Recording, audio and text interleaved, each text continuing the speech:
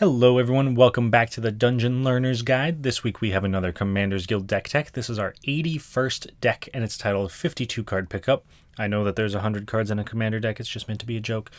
But if you haven't seen this show before, what we are doing is randomly selecting a card from scryfall.com, working with a budget of $100 or less, and building a Commander deck for Magic the Gathering around a theme of the chosen card. So really quickly, before we get into the actual deck tech, I do want to take a second to highlight some of our social media accounts. You are certainly welcome to follow us over on Twitter at 13POYNZ, Reddit u/POYNZ13. You can send us an email, dungeonlearnersguide@gmail.com. All of these are great ways to reach out to us if you ever have any questions, if you just want to talk, if you have suggestions for cards and you don't want to put them into the comments of the YouTube channel.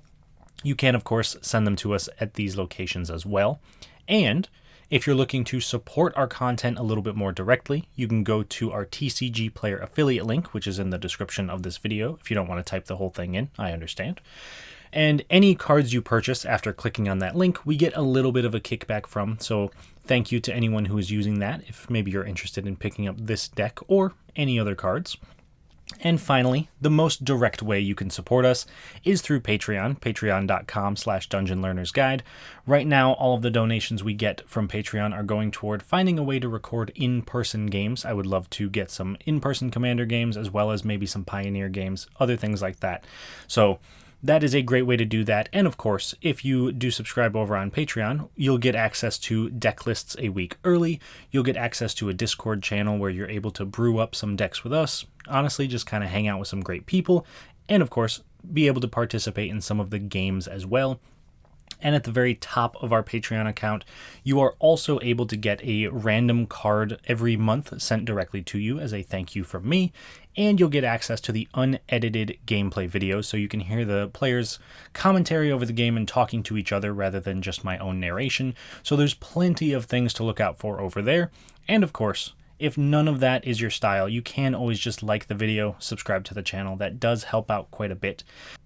And of course, before we move on, I do have to give a quick shout out to our 4 current patrons. We've got William Swiftfoot, we've got Doodle, we have Calvin Schmidt, and Eric Hui. So to the 4 of you, thank you all very much. And without any further ado, I suppose let's get into our deck. So we gotta, of course, start off with our random card of the week, which was suggested in the YouTube comments by Monroes. And this card is Imaginary Pet. An Imaginary Pet is 1 and a blue for a 4/4 illusion that says at the beginning of your upkeep, if you have a card in hand, return Imaginary Pet to its owner's hand. Now, most of the time, this is just going to be pay 2 mana, and then at the start of our turn, we put it back into our hand. It's going to be very rare that we have 0 cards in our hand in Commander, but you never know. It is a possibility. So I figured, since there's a good chance we're going to be bouncing this back to our hand every single turn anyway, that I wanted to add a couple colors to it and make a Commander that's going to make that work. And this time, that is going to be Chulane, Teller of Tales. And Chulane is a very powerful Commander, if you haven't heard of it before, very strong. But what it does is it's 2 green, white, blue for a 2/4 human druid. It's got vigilance. Whenever you cast a creature spell, draw a card, then you may put a land card from your hand onto the battlefield. Then you can pay 3, tap, and return target creature you control to its owner's hand. So Chulane does quite a bit, but with Imaginary Pet, since we are playing it and returning it to our hand, that means we can play it every single turn and draw a card every single turn and put an extra land into play every single turn, just with 1 card. So Chulane and Imaginary Pet are very much best friends in this scenario, but of course, they're not the only cards in the deck. So let's take a look at some of our themes and try to piece some other things together. So our very first theme of the deck is going to be very similar to what we just talked about with Imaginary Pet. It's creatures that want to return themselves or other creatures to our hand, so that way we can recast them for some Chulane value. And a great example of this is Fleetfoot Panther, which is 1 green, white for a 3/4 cat. You may play Fleetfoot Panther anytime you could play an instant, and when Fleetfoot Panther comes into play, return a green or white creature you control to its owner's hand. Now, the nice thing about Fleetfoot Panther and I'm going to be honest, I'm probably going to trip up on that because it's a tongue twister every time I say it, but Fleetfoot Panther is going to be able to bounce itself to our hand because it itself is a green or white creature. So we can spend 3 mana, cast a creature, draw a card, put a land into play, and then return that creature to our hand so we can do it again. And that is what our main goal here is. We want to make sure that we are playing a creature over and over and over and putting as many lands into play as possible, drawing as many cards as possible. And hopefully at that point, it's going to be tough for our opponents to stop us, because even if they kill Chulane or they kill the creature that's bouncing up and down, we're still going to be so far ahead that we just have something else, or we just recast our commander. No matter what's going on, it's probably going to benefit us in some way. So that is theme number 1. Theme number 2 is cards that do something when they enter the battlefield. So for example, we have Mulldrifter, 4 and a blue for a 2/2 elemental. It's got flying. When Mulldrifter enters the battlefield, draw 2 cards, and it has Evoke for 2 and a blue. So we may cast this for its Evoke. If you do, it's sacrificed when it enters the battlefield. With Mulldrifter and Chulane, we can cast Mulldrifter, draw a card with Chulane, put a land into play, and then also draw 2 cards when Mulldrifter enters, meaning that for 5 mana, we've now drawn 3 cards and put a land into play. That is incredibly powerful, especially if we don't really care about Mulldrifter. We could just evoke it, and then it's 3 mana, draw 3 cards, put a land into play. And that is an absurd rate for this deck. And Mulldrifter, of course, not the only card that does anything like this. We have a ton of cards that draw cards, or a ton of creatures that do things when they enter the battlefield, but Mulldrifter is just a phenomenal card on its own, so I did want to highlight that. And our last theme is going to be a little bit different, but also still plays into what Chulane is doing, and that is going to be landfall. Because Chulane lets us put a land into play whenever we're just doing our thing, we want to make sure that we have a ton of creatures or a ton of effects that care about lands entering the battlefield. And a great example of that is Tireless Provisioner, which is 2 and a green for a 3/2 Elf Scout. It's got landfall. Whenever a land enters the battlefield under your control, create a food token or a treasure token. This is absolutely amazing, because if we're able to kind of keep cycling our creatures, then for each land we put into play, we can make a treasure, which cuts down the price of our creatures by 1. That means Fleetfoot Panther now only costs us 2 mana to cycle up and down rather than 3. And even that minor difference can be a major change. And if we're lucky enough to be able to have a creature that costs maybe 1 or 2 when it does this, it becomes free with Tireless Provisioner, provided we can keep hitting our land drops. So cards that care about lands entering, absolutely great for this deck. Tireless Provisioner on its own, sometimes we'll make a food token, but most of the time it's going to be a treasure token. So that is definitely an amazing card for us to have. So those are our themes for the deck, and the next thing we're going to have to do is talk about some key cards. Some cards that may not necessarily be the win conditions in the deck, but are very synergistic and really shine when we're using our game plan to the best of its ability. So first up, we have Scute Swarm. If we're playing a landfall deck, there's a good chance we'll have Scute Swarm in it just because it is an absurdly strong card. Scute Swarm is 2 and a green for a 1/1 insect. It has landfall. Whenever a land enters the battlefield under your control, create a 1/1 green insect creature token. If you control 6 or more lands, create a token that's a copy of Scute Swarm instead. Now, what this means is if we have 6 lands and a Scute Swarm in play, we play 1 land, we now have 2 Scute Swarms. We play another land, we now have 4. Another land puts us at 8, 16, and we keep getting double the Scute Swarms every single time we play a land.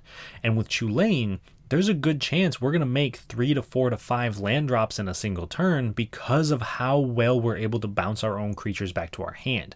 So if we can start the turn with just a little 1/1 and end the turn with 64 1/1s, that's a huge difference between us winning the game on our next turn and our opponents really being forced to do something, or just, having a 1/1. So there's a huge difference between the two, and Scute Swarm, while not the main win condition, is definitely an amazing win condition on its own in the deck. And really, it doesn't even need any backup pieces. I can't talk about Scute Swarm enough. I have lost to this card so many times. I've won so many games with this card. Every single time I see it played, it's just an absolute powerhouse. So big fan of Scute Swarm. It's only $3, so if you're interested in a landfall deck, I highly, highly recommend this one. And then next, our next key card is going to be Mystic Snake, which doesn't look like much on the front end, but let's go over it. So it is 1 green, blue, blue for a 2/2 snake. It has flash, and when Mystic Snake enters the battlefield, counter target spell. Now, this doesn't seem super great. It's a one-use counter spell effect that comes on kind of a mediocre body. It's just a 2/2, so it's not super impactful. But when you think about the fact that our deck is very good at returning creatures to our hand and replaying them, Mystic Snake gets a lot better. Even just our commander has the ability to spend 3 mana to return a creature to our hand, and then Mystic Snake is 4 to cast. So yeah, that's 7 total mana, but it's 7 total mana for a counterspell anytime we need it.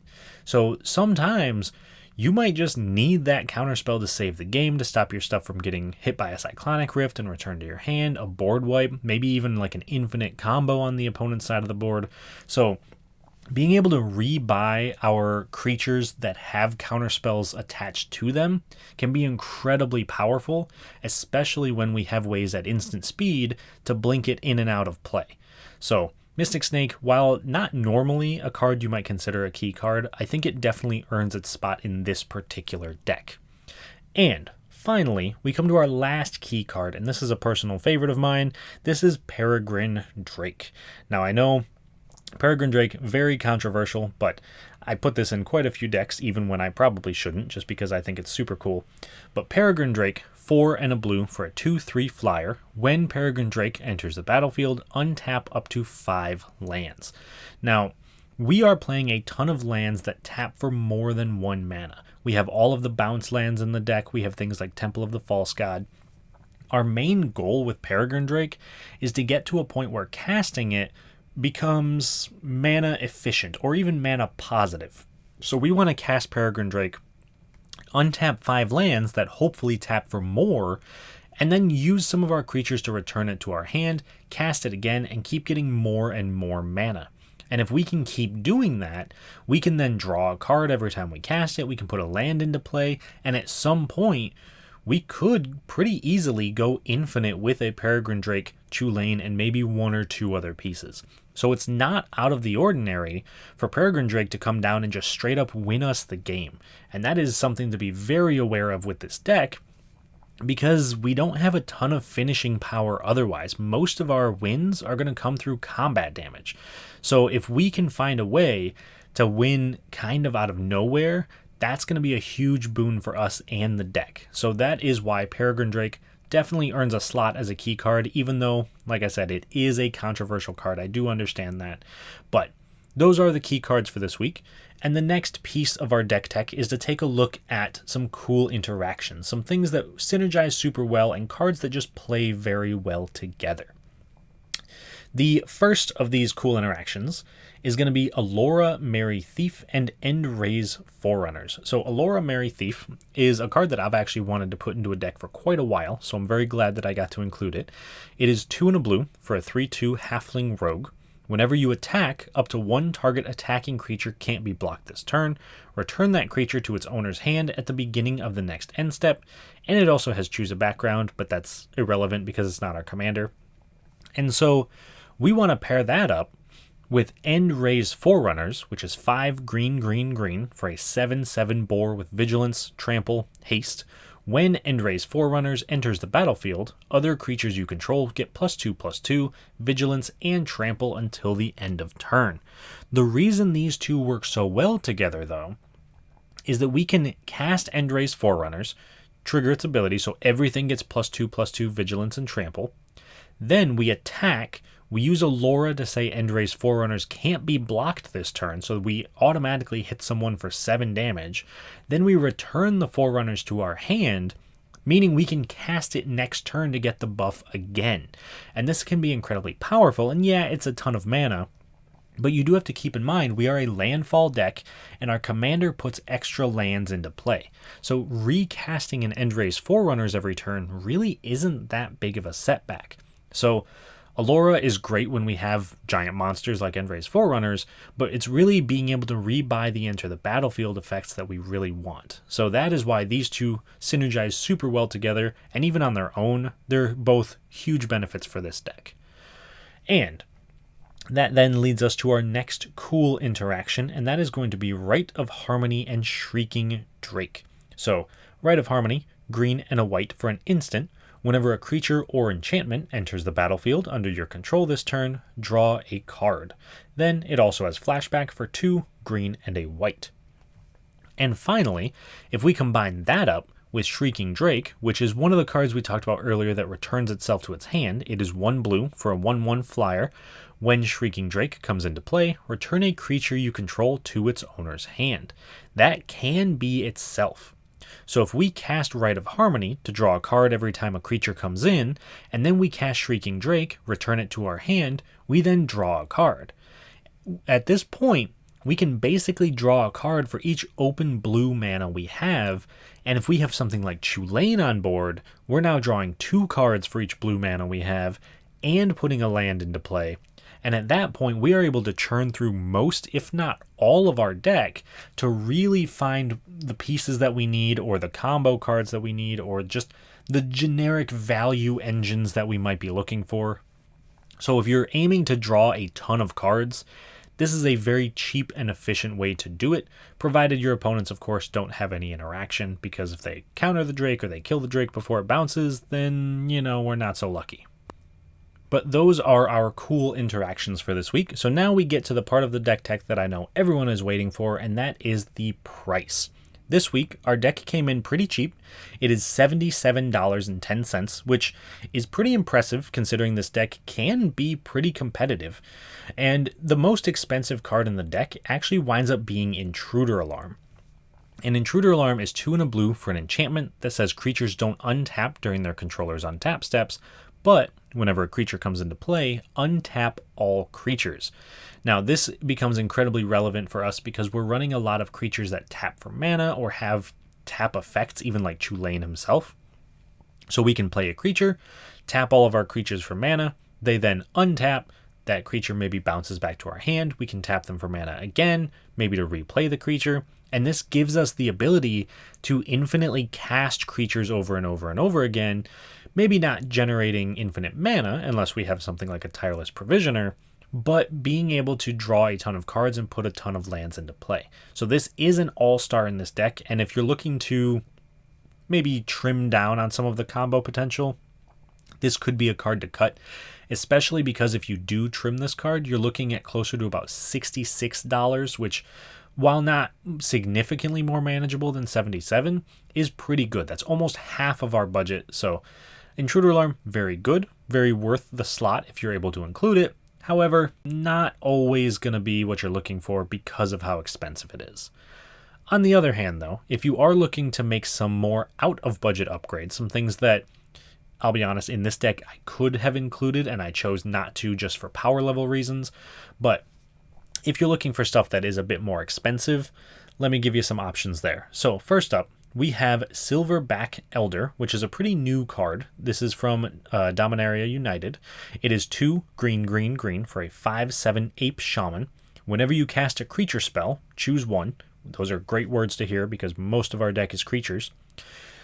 So we can choose to destroy target artifact or enchantment, look at the top 5 cards of our library, put a land card from among them onto the battlefield tapped, and the rest on the bottom in a random order, or we could gain 4 life. So this, kind of like all the other cards I've been talking about so far, does everything we want to do. It's removal, it's ramp, and it's life gain. So we can do exactly what we need, exactly when we need to do it, just by casting any creatures. And we have a ton of creatures with flash that we can cast for super cheap that return themselves to our hands. That's what we want to be doing. And since we're using Silverback Elder to destroy an artifact or enchantment, I would recommend replacing Rambunctious Mutt with it, which is 3 white, white, so the same mana cost, 5 total as Silverback Elder, except it's a 3/4 dog, and when Rambunctious Mutt enters the battlefield, destroy target artifact or enchantment an opponent controls. That does exactly what Silverback Elder does, But Silverback Elder also lets us ramp or gain life. So obviously a much better inclusion. If you're playing something more like a Blink deck, something that wants to exile your own creatures and return them to play, then Rambunctious Mutt is going to be by far the best option because Silverback Elder only triggers on cast. But since we are bouncing our creatures back to our hand, Silverback Elder for us is honestly just better in almost every single way. So that would be the first out of budget upgrade I would suggest. And the second one is a card that I've suggested before, and I'm going to probably keep suggesting it because it continues to be a very good card. And that card is going to be Thassa's Oracle. Now, before everyone gets upset, I know Thassa's Oracle is a major combo win condition. We are not looking to combo. Well, let me rephrase. We're not usually looking to combo. We can definitely combo in this deck. That is not beyond the realm of possibilities. I mean, we've already talked about Peregrine Drake. But a couple of the issues I ran into while I was playtesting this deck is that even though we're not comboing, I found ourselves actually drawing too many cards. We would draw so many cards that we would wind up decking ourselves and losing the game because we had no way to stop it. So I think that including something like Thassa's Oracle, which is blue for a Merfolk Wizard, it's a 1/3. When Thassa's Oracle enters the battlefield, look at the top X cards of your library, where X is your devotion to blue, so even with just the Oracle, it's 2. Put up to one of them on top of your library and the rest on the bottom in a random order. If X is greater than or equal to the number of cards in your library, you win the game. So essentially, if we draw our entire deck, we have no cards left in our library, we cast Thassa's Oracle, we just win the game because our cards in the library are less than 2 for Thassa's Oracle. Even if they remove Thassa's Oracle and we have no blue devotion, as long as there's 0 cards in our library, we still win because our devotion is 0, cards in library 0, so it's less than or equal to. So that is why Thassa's Oracle is a whopping $13. However, if you are looking to swap in Thassa's Oracle, I do highly recommend it just because of the ability. You could put in something like Jace, Wielder of Mysteries, or Laboratory Maniac. They do a very similar thing. The issue is it's not an effect, so someone could kill the Planeswalker or kill the creature in response. They can't do that with the Oracle. They would have to counter it, which is much less likely to happen. So that is why I specifically recommend Thassa's Oracle. However, if you do want a cheaper option, Laboratory Maniac also still very good, but if you're looking to replace a card, the card that I would recommend replacing is Fairy Imposter, which is 1 blue for a 2/1 flyer. When Fairy Imposter enters the battlefield, sacrifice it unless you return another creature you control to its owner's hand. So this is another card that while playtesting, it didn't quite do as much as I wanted it to do. And the reason for that is because of the phrase, return another creature you control to its owner's hand. We typically want a lot of our creatures to return themselves to our hand because then we want to be able to replay the same creature over and over and over. Fairy Imposter, by returning another creature, doesn't do that. We get exactly 1 use out of another creature and that's it. So it's good. I mean, it's still a 1 mana 2/1 flyer that still partially does what we want it to do, but it doesn't win us the game like Thassa's Oracle does, so that is something to pay attention to. Now, with all of that out of the way, though, that is our deck tech for the week. The last thing we have to do, of course, is to see how this deck performs in a game. So we are going to run this deck up against 3 opponents. This week, we are joined by Opal Wave, who, if you haven't seen any of Opal Wave's things, you should check it out. I'll make sure to put a link to their channel below. We're playing against Jacob. He's a great guy. And in this case, he's bringing his Mina and Den Wildborn deck. And this is a Gruul Planeswalker deck, a Super Friends deck. So I am super excited to see how this goes. I've never seen a Gruul Planeswalker deck before. I genuinely could not tell you how it's going to run, but I am very excited for it nonetheless.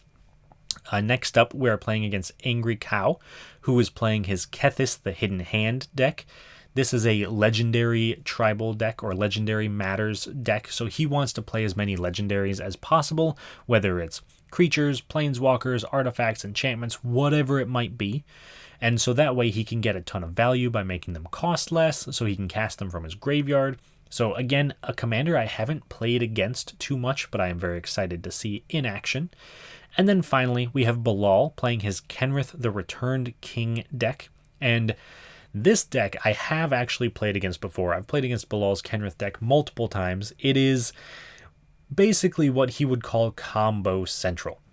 He includes a ton of combos in it. The only thing this deck wants to do is infinitely combo to win the game.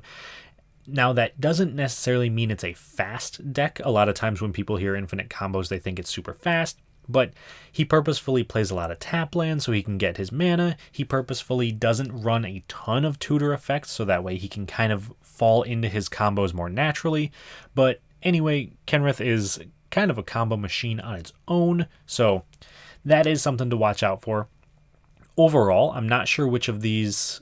Actually, I was going to say I don't know which of these I'm more concerned about, but let's be honest, it's Kenrith. I'm most concerned about Kenrith. I'm always concerned about Kenrith. So that is the deck I am most concerned about going into this game. I am very excited to see Kethis and Mina and Den, though. Since I don't know what to expect from them, then who really knows? But I'm looking forward to the game. I hope you all are as well, and I will talk to you all once it's done. At the start of the game, Jacob goes first, followed by Cow, myself, and then Bilal. On Jacob's first turn, he plays a forest and casts Arbor Elf. Cow plays a forest. I play an island and cast Trusted Advisor, increasing my maximum hand size by 2, but returning a blue creature to my hand in my upkeep.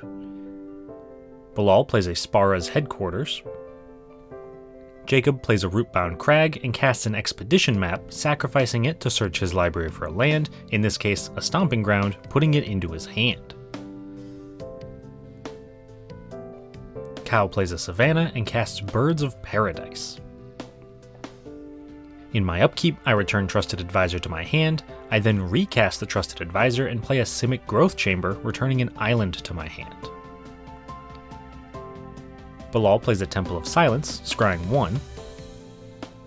Jacob plays a forest and casts Exploration, allowing him to play an extra land on each of his turns, and then plays a Stomping Ground untapped, paying 2 life, and casts a Rasta of the Endless Web, making a 1/2 spider token whenever an opponent casts an instant or sorcery. Cow casts Cultivate, searching his library for 2 basic lands, putting one into play tapped and the other into his hand. This triggers a Rasta, making Jacob a spider token, and then Cow plays a Plains for turn and passes. In my upkeep, I return the Advisor to my hand, play an island, and recast the Trusted Advisor. Bilal plays a Rafine's Tower. Jacob casts his commander Mina and Den Wildborn, letting him play an additional land on each of his turns, and then he attacks Bilal for 2 with a Rasta and passes. Cow casts his commander Kethis the Hidden Hand, making his legendary spells cost 1 less to cast, and then casting 8.5 Tails. In my upkeep, I return Trusted Advisor to my hand, immediately recasting it, and then playing an Azorius Chancery, returning an island to my hand. Then, at the end of turn, Bilal cycles a Sheltered Thicket. On Bilal's turn, he casts Rhystic Study, allowing him to draw a card whenever an opponent casts a spell unless that opponent pays an extra mana. He then plays Ziatora's Proving Ground and passes. Jacob plays a Kessig Wolf Run and casts Rowan Kenrith, not paying the mana for Rhystic Study, so Bilal gets to draw a card, and then activates Rowan's +2 ability, forcing all of Cow's creatures to attack on his next turn. Cow casts Honor-Worn Shaku, letting Bilal draw a card, and this allows Cow to tap the Shaku for a colorless mana, and also tap a legendary permanent to untap the Shaku. With this, he can tap all of his creatures, not having to attack, to cast Sapling of Kolfanor. In my upkeep, I return the Trusted Advisor to my hand, play an island, and recast the Trusted Advisor, paying for the Rhystic Study.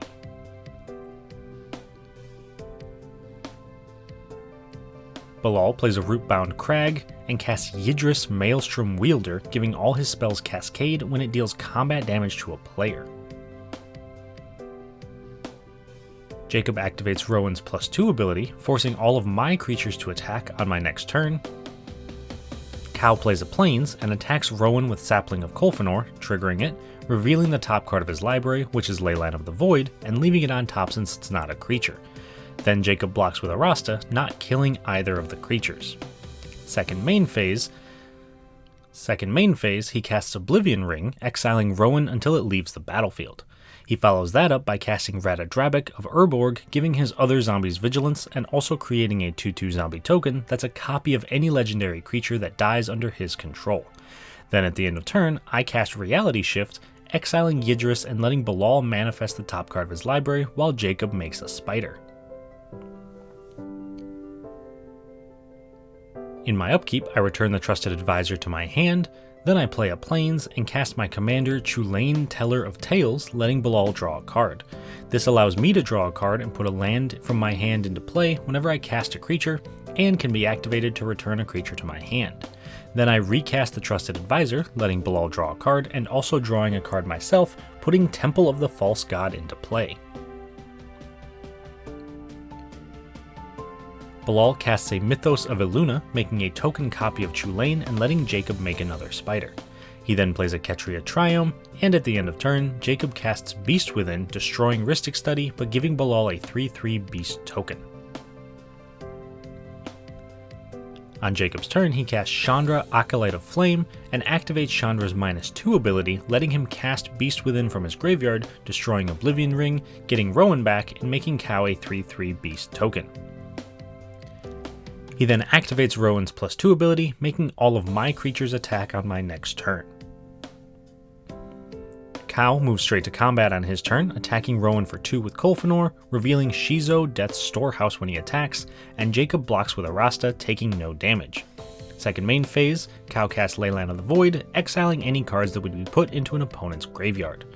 In my upkeep, I return Trusted Advisor to my hand, play a Plains, and then cast Peregrine Drake, untapping 5 lands when it enters.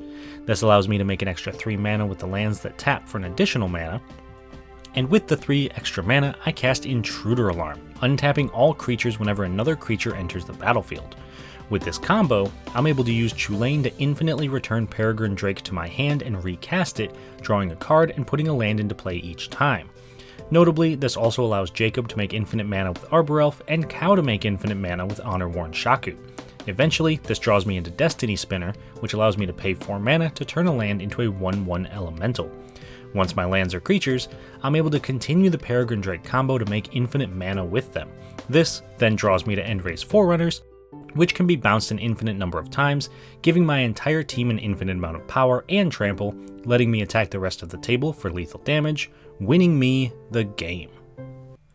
Alright, so that was a sweet game. Definitely much shorter than most games that we play on this channel, but very cool nonetheless.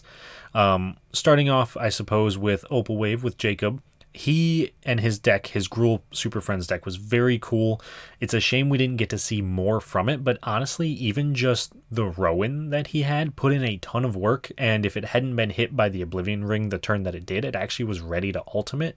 So very cool to see how well he could protect it with really just an Arasta. There was not much else on his board, but we just couldn't push our way through an army of spiders. So very sweet from Opal Wave. Hopefully we'll be able to see his decks again in the future, and if you ever are interested in some of his content, like I said, check out the description below. I'll make sure to link his channel in there. He's a great guy. Next up, we have Cow's deck, who Cow always brings a little bit of spice to the table with his decks, and his Kethis Super Friends, once again, no exception. I said Super Friends, didn't I? It's not Super Friends, it's Legendary Tribal. Very different things. But his Legendary Tribal deck, and it was super cool to see him use Honor-Worn Shaku to not only make a ton of mana and cast his spells, but also kind of getting around the goad effects from Rowan, being able to make sure he doesn't have to attack with his creatures and kind of send them into their death. So that was super sweet and very nice tech. Bilal really, unfortunately, didn't get to do anything. He played a bunch of tap lands, he played a Rhystic Study and drew a ton of cards, and he copied my Chulane, but that was about it, unfortunately. He kind of got stuck with all of his tap lands and none of his untapped lands, so he didn't get to do much of what he wanted to do, but I'm sure we'll see that deck again in the future as well. And then finally, our deck did exactly what it wanted to do. We went infinite with Peregrine Drake and just cast a bunch of stuff and drew a ton of cards and put a bunch of lands into play.